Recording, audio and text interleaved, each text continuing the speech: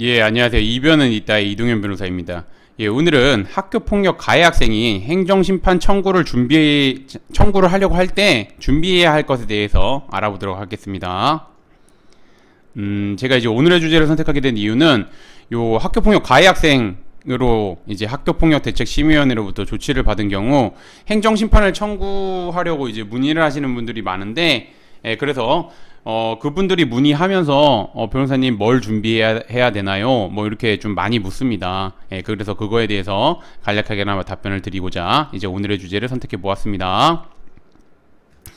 예, 우선 들어가기 앞서 학교폭력의 개념을 알아보게 되면 학교폭력은 학교 내외에서 학생을 대상으로 발생한 상해, 폭행, 감금, 협박, 약취유인, 명예훼손, 모욕, 공갈, 강요, 강제적 심부름 및 성폭력, 따돌림, 사이버 따돌림, 정보통신망을 이용한 음란폭력 정보 등에 의하여 피해 학생에게 신체, 정신 또는 재산상 피해를 수반하는 행위를 의미합니다. 요거 좀 정확하게 아셨으면 좋겠습니다.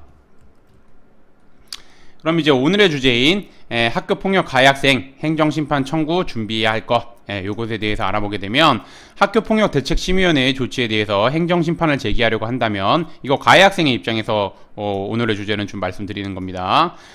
우선 가해 학생과 학부모는 학교폭력 대책심의위원회에서 학교폭력에 해당하지 않음에도 불구하고 학교폭력에 해당한다고 판단하였다는 점을 다툴지, 혹은 학교폭력 대책심의위원회에서 사안에 비해 중한 조치를 내렸다는 점을 다툴지 요거를 정해야 됩니다. 그런 다음에 학교폭력에 해당하지 않는다고 다투는 경우에는 뭐 주변 학생들의 진술, 녹음 파일, 그 다음에 CCTV 영상, 피해 학생과 주고받은 메시지 내용 등 바탕으로 해가지고 가해 학생은 이 사건 당시 피해 학생에게 신체, 정신, 재산상 피해를 주는 학교폭력을 행사한 사실이 전혀 없다는 점을 법률적인 관점에서 합리적으로 주장해야 됩니다. 요거 저한테 문의하시는 분들 보면은 무작정 이게 어떻게 학교폭력이에요 이렇게 말씀하시는 분들이 많습니다. 그리고 진짜 그렇게 행정심판을 청구하시는 분들이 많은데 그러면 다 기각나는 겁니다. 기각나는 거니까 절대 그렇게 하시면 안 되고 여러 객관적인 자료 준비해야 되고, 법리적인 부분이 있으면 법리적인 부분으로 이런 거를 바탕으로 해가지고 법리적인 부분을 좀 해야지 이제 받아들여지는 겁니다.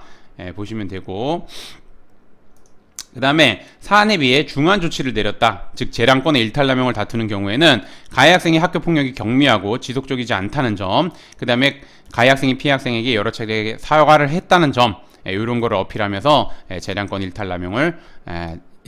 일탈남용한 판단이라는 것을 좀 적극적으로 주장해야 됩니다. 이렇게 주장하는 것이 다르기 때문에 처음에 요거를 행정심판을 청구할 때 이 방향 설정하는 게 굉장히 중요합니다. 굉장히 중요하고, 방향 설정을 제대로 하고 그에 맞춰서 대응해야지 이제 원하는 결과를 얻을 수 있는 겁니다. 그렇게 아셨으면 좋겠고, 그래서 이제 오늘의 주제를 좀 정리해 보자면 그러니까 학교폭력대책심의위원회의 조치에 불복해 행정심판을 청구하는 경우 감정적으로 대응하는 경우가 정말 많습니다. 하지만 이러한 대응은 오히려 불리하게 작용할 수 있습니다. 특히 행정심판은 법률적인 관점에서 합리적으로 주장을 해야지 받아들여지는 만큼 제대로 준비하고 대응해야 됩니다. 이거 무작정 이게 어떻게 학교폭력이에요? 제가 아까도 말씀드렸듯이 이렇게 주장하면 받아들여지지 않는다는 거 좀 아셨으면 좋겠습니다. 왜 학교폭력이 아닌지 이거를 법률적인 관점에서 하나하나 그 논거를 대면서 얘기를 들어야 되니까 논거를 하나하나 들어주면서 이제 합리적으로 주장을 해야 됩니다. 특히 관련된 판례가 있으면 관련된 판례도 넣어가지고 대응하면 굉장히 좋겠죠. 그래서 우선은 그렇게 대응을 해야 되는데, 이게 일반인 입장에서는 혼자서 그렇게 대응하는 게 좀 제한 사항이 좀 많습니다. 그래서 행정심판이나 행정소송 이렇게 불복 절차를 진행할 때는 변호사님 도움을 받는 것이 좋고, 제가 누누이 말씀드리지만 변호사님 도움 받을 때는 특히나 학교폭력 관련해 가지고 변호사님 도움 받을 때는 우선 첫 번째 확인하셔야 될 거, 대한변협에서 학교폭력 전문 변호사로 인정했는지 그거 확인해 주셔야 되고, 두 번째로 현재 학교폭력대책심의위원회 위원으로 활동하고 있는지 이 두 가지 꼭 확인하셔서 변호사님 도움 받으셨으면 좋겠습니다. 오늘의 주제는 여기까지 마치겠고, 저는 이변은 있다 이동현 변호사였습니다. 감사합니다.